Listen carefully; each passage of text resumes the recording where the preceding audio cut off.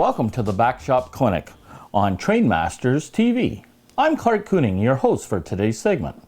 We're going to talk about some tools.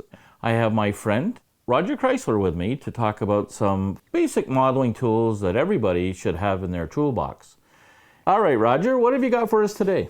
Well, we have a number of tools here, some that are very important to the model railroad hobbyist, and some that are maybe a little bit unusual and unique that you might not have seen before.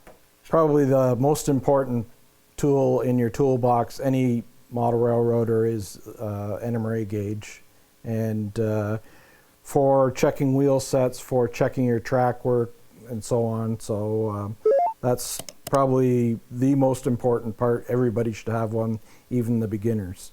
Once you get that, another thing is this is a pair of pliers for adjusting couplers, the trip pins on couplers. One way you grasp the coupler trip pin and it would bend it up to clear the track work. The other way, if it's too high, you can turn it over the other way and bend it down.